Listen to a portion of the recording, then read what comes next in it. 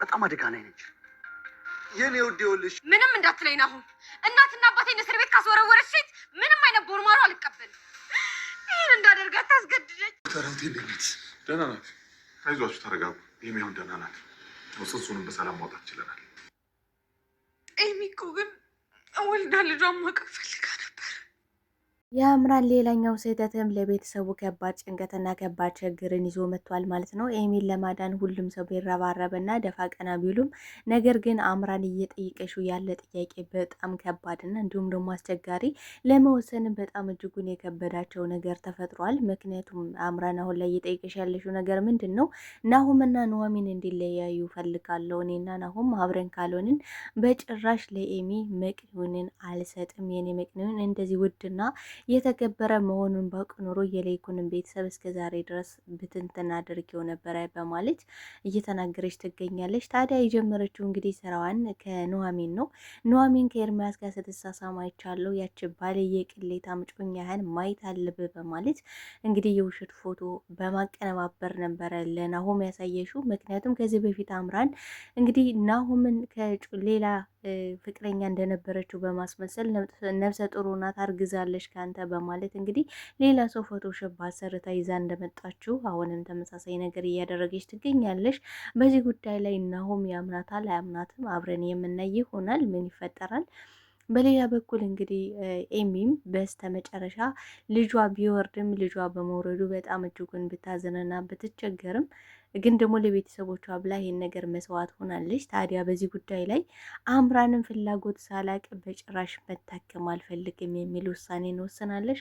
የአምራንን ውሳኔ እንግዲህ መላ ቤተሰቡም አስደንግጦታል። ታዲያ ዳግምን በበኩሉ ለቤተሰቦች ኃላፊነት ወስዳለሁ፣ አንቺ የምትፈልጊው ሀብት ንብረት ነው፣ ስለዚህ የዘንግማሽ ድርጅት ደግሞ እኔ እንደተሰጠው ታውቂያለሽ፣ ስለዚህ ድርጅቱን ሙሉ እኔ ልሰጥሽ ፈቃደኛ ነኝ፣ ብቻ አንቺ ማንም ሰው ሳይሰማ ለኤሚ መቅኑን እንድሰጫት ፈልጋለሁ በማለት እንግዲህ የቤተሰቡ መስዋዕት ለመክፈል እና እንዲሁም ደግሞ እስከ ዛሬ ድረስ ላደረሰባቸው ለእያንዳንዱ ነገር ይሄ ነገር ካሳ ይሆነኛል ብሎ እንግዲህ ወስኖ ነበረ። ነገር ግን አምራን አንተ የሚገባ ከኑሐሚን ጋር መሆን ነው፣ ስለዚህ ይህን እድል ደግሞ ተጠቀመበት እያለች በጣም እያስጨነቀሽው እና እያስቸገረሽው ትገኛለች። በሌላ በኩል እንግዲህ ኤርሚያስን ከኑሐሚን ጋር አብሮ እንዲሆንና አሁን የኑሐሚን የእሱ የምትሆንበት እድልና አጋጣሚ እንደፈጠረችለትም ጭምር አብሮም አሁን ላይ መተባበር እንዳለባቸው እየነገረችው ነበረ። ነገር ግን ኤርሚያስ አሁን ላይ በጣም ልቡ ተሰብሯል። ምክንያቱም ያጣው ያልተወለደው ልጁን ቢሆንም እንግዲህ ደግሞ የልጁ ጉዳይ እጅጉን በጣም ልቡን እንደሰበረው ነበረ ሲናገር ነበረ። ታዲያ በዚህ ጉዳይ ላይ ምን ተፈጠረ የሚለውን እንግዲህ አብረን የምናይ ይሆናል። በሌላ በኩል ሰንበታ ወንጀለኛ እንደሆነ ሁሉም ሰው ቤተሰቡ ሙሉ እየተጠራጠረ ይገኛል። ታዲያ ለፖሊሶች ሁሉንም ነገር ለመናገር ዝኑ ወስናለች ማለት ነው። እንዲሁም ደግሞ እንግዲህ ዘሪሁን ሁሉንም ነገር ፍርድ ቤት ቀርቦ ሊመሰክር እንደሆነ የፍርድ ቤት ቀጠሯቸውም እንደደረሰ እንግዲህ ሁሉም ሰው የሚያውቀው ጉዳይ ነው። ታዲያ በዚህ ጉዳይ ላይ ምን ይፈጠራል የሚለውን ነገር የምናወራ ይሆናል። ሰላም ጤና ይስጥልኝ ውድና የተከበራችሁ የቻናሌ ቤተሰቦች፣ ተወዳጁን ድራማ ኑሐሚን ቀጣይ ክፍል ወደ እናንተ ይዤላችሁ መጥቻለሁ። በዚህ ክፍል ላይ ብዙ ነገሮች ተፈጥረዋል። ቀጣይስ ምን ሊፈጠር ይችላል የሚለውን ነገር የምናወራ ይሆናል። ታዲያ ተወዳጆቼ ቪዲዮውን ስትጀምሩ ላይክ እንድታረጉና እስከ ቪዲዮ ፍጻሜ አብራችሁ እንድትቆዩ በአክብሮት እየጋበዝኳችሁ፣ በስተ መጨረሻም እንግዲህ አምራን ስራዋን ጀምራለች። እንግዲህ ከኑሐሚን የጀመረችው ያቺ የማትረባና እንዲሁም ደግሞ የምትመካት ጮኛ ቅሌታም የጮኛ ቅሌታም ብያታለሁ። ቅሌታ የሚል ስያሜ ሰይሜዋለሁ፣ አንተ ደግሞ ደስ ያለህን ስያሜ መሰየም ትችላለህ በማለት እንግዲህ ከናሆም ጀምራለች ጥሉን። ታዲያ ናሆምን በሰዓቱ ሊሰማት ፈቃደኛ አይደለም። ምክንያቱም እሱ አሁን ላይ እያስጨነቀውና እየተጨነቀ ያለበት ጉዳይ ዋነኛው የኤሚ ጉዳይ ነው። ኤሚን የማዳን ስራ ነው። ምክንያቱም ኤሚ ምንም አይነት ጊዜ የላትም።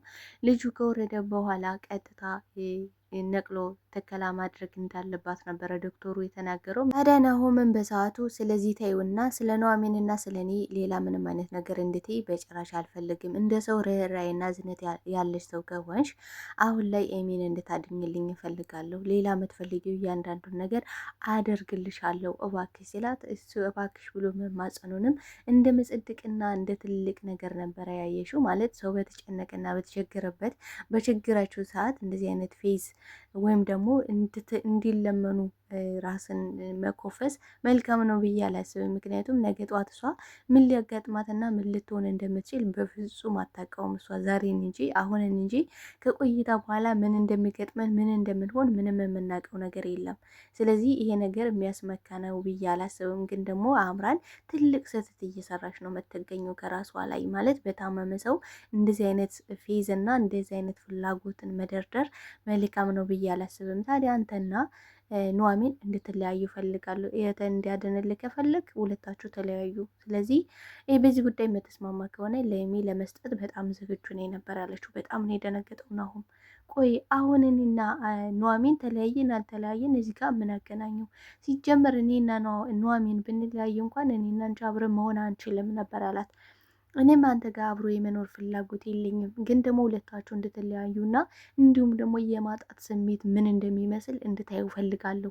የጎዳና ልጅ ያልከኝ መቼም እየረሳው አይመስለኝም። ስለዚህ የጎዳና ልጅ ምን ማለት እንደሆነ እንዲሁም ደግሞ ቤተሰቦቿን በስንት መከራና በስንት ችግር ያጣች ሴት መሆኔን እጦት ምን እንደሆነ እንድታይ ፈልጋለሁ። ስለዚህ እያንዳንዱን ነገር ደግሞ አሳጣለሁ ብዬ ነበረ።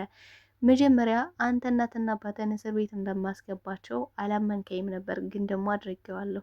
አየህ አምራን ማለት እንደዚህ አይነት ሰው ናት እያለች እንግዲህ ራሷ ላይ እየተኮፈሰች ነው የምትገኘው። ታዲያ በዚህ ጉዳይ ላይ ናሆም በጣም ግራ ተጋብቷል። ምክንያቱም ገዛ በፊት ኑሐሚን አምራን ምርጫ ልትሰጠን ትችላለች፣ ምክንያቱም ሁለታችንን ተለያይታችሁ ማየት እፈልጋለሁ ብትል ምን አይነት ውሳኔ ነው የምንወስነው? ከባድ ችግር ፊት ለፊታችን እየመጣ እንደሆነ ይሰማኛል። ስለዚህ ለኛ በጣም ከባድ ቻሌንጅ ነው ያለው፣ ራሳችን እንደምንም ብለን መቋቋም ይኖርብናል እያለች እንግዲህ ኑሐሚን ለናሆም እየነገረችው ነበረ። ነገር ግን ኑሐሚን የተሳሳተችው ስህተት ምንድን ነው? ኤርሚያስ አሁን ላይ ኤሚን ለመጉዳት ምንም አይነት ሀሳብም ቅሌትም የለውም። ምክንያቱም በጣም ልቡ ተሰብሯል። እንዲሁም እንግዲህ ኤሚ ልጇን እንድታስወርድ ሲገፋትና ጤንነቷን እንድትከታተል እንዲሁም ደግሞ ከጎኗ ሆኖ አይዞሽ እያለ እነሱ እንኳን ሊያስቀርቡት ባይችሉም ግን ደግሞ ቴክስት እየጻፈ ኤሚ አይዞሽ በርቺ፣ ነገ ሌላ ቀን ነው፣ ትድኛለሽ፣ ነገ በጣም ብዙ ልጆችን መውለድ ትችያለሽ እያለ ሲያበረታትና ሲያጠነክራት የነበረው ኤርሚያስ ነው። ግን ደግሞ እንግዲህ ምንድን ያደረገችው ኑሐሚን ተደብቃ ኤርሚያስን በማግኘት ከኤሚ እንድትርቅ እፈልጋለሁ። ለምንድን ነው ከኤሚ ስርስር የምትለው? እባክህ በዚህ ተባበረን እያለች የማይመስልና የማይገናኝ ነገር ነው ስትናገር የነበረው። ነገር ግን እሱ ምንድን ነው ያላት? እንዲህ እንደምንም ብለን አሁን ላይ አምራንን ማሳመን አለብን፣ በውድም ቢሆን በግድ አምራን እናሳመንን። የግዴታ ኤሚ መዳን አለባት። እኔ ለኤሚ ስል ኤሚ እስክድን ድረስ ከኤሚ መራቅ አልፈልግም። ከዚያም በኋላ እመኑኝ ከእሷ በጭራሽ ካጠገቡ አልደርስም፣ እሷን የሚጎዳት ነገርን በጭራሽ አላደርግም እያለ እየነገራት ነበረ። ይህን ነገር ማድረጓ ለኑሐሚን ትክክል ነው ብዬ አላስብም። ምክንያቱም ናሆም ከዚህ በፊት አስጠንቅቋት ነበረ በተደጋጋሚ ኤርሚያስን እንዳታገኙ፣ ለዛውም ተደብቃ።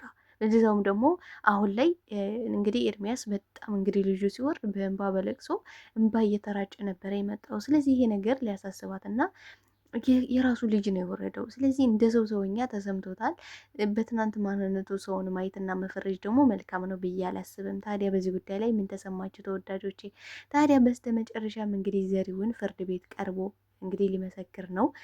ወይዘሮ ዝናሽም እንዲሁም መላ ቤተሰቡ አሁን ላይ የእንግዲህ አቶ ሰንበታ ይህን ነገር ሆን ብሎ እንዳደረገው ነው እየተጠራጠሩ ያለ። ሰንበታውን በበኩሉ እኔ ምንም አይነት ጥፋት የለብኝም፣ ስለዛ ምሽትም ምንም የማውቀው ነገር የለም፣ ምክንያቱም እኔ ራሴን የማውቀው በሰዓቱ ራሴ እንደተጎዳው እንደተበደልኩ እንጂ ሌላ መዘዝና ችግር እንደሚመጣ በጭራሽ አላውቅም። እነሱ ደግሞ በስራቸው ነው እዛ ውስጥ ያሉት፣ ስለዚህ እኔ ለእነሱ ኃላፊነት ልወስድ አልችልም በማለት እንግዲህ ቀጥታ ነግሯቸዋል። ታዲያ በዚህ ጉዳይ ላይ ምን ይፈጠራል እንግዲህ ቀጣይ አብረን የምናይ ይሆናል። በሌላ በኩል እንግዲህ ወይዘሮ ዝናሽና አቶ ላይኩን በነፃ ሊወጡ እንደሆነ ነው መረጃዎች የሚያሳዩት። ምክንያቱም እንግዲህ ዘሪሁን ከመሰከረ ወንጀለኛ ሊሆን የሚችለው እንግዲህ ሰንበታ ነው። ሰንበታ ተመልሶ ወደ ፍርድ ቤት መቅረቡ የማይቀረ ጉዳይ ነው።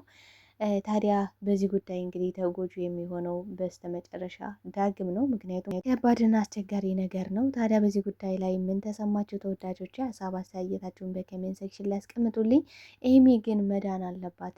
እንግዲህ አምራን ፍላጎቷን ትታ እንደ ሰው ትሆኛ የህመሟ ተሰምቷት ይህን ነገር ዝም ብላ መስጠት አለባት ብዬ ነው የማስበው። ግን ደግሞ አምራን በቀላሉ እጅ የምትስጥ ሴት አይደለሽም። ብቻ ከባድ ነው። ኤሚ ግን በዚህም ወደ በዛ መዳን አለባት ብዬ ነው የማስበው። እየተሰማችሁን ሀሳብ አስተያየታችሁን በኮሜንት ሴክሽን ላይ አስቀምጡልኝ። አብራችሁኝ ስለነበረን ቆይታ እጅግ አድርጌ አመሰግናለሁ። ለቤት አዲስ ከሆናችሁ ቤቱን ላይክ፣ ሰብስክራይብ በማድረግ ቤተሰብ ሆኑ። አመሰግናለሁ ተወዳጆች፣ እወዳችኋለሁ።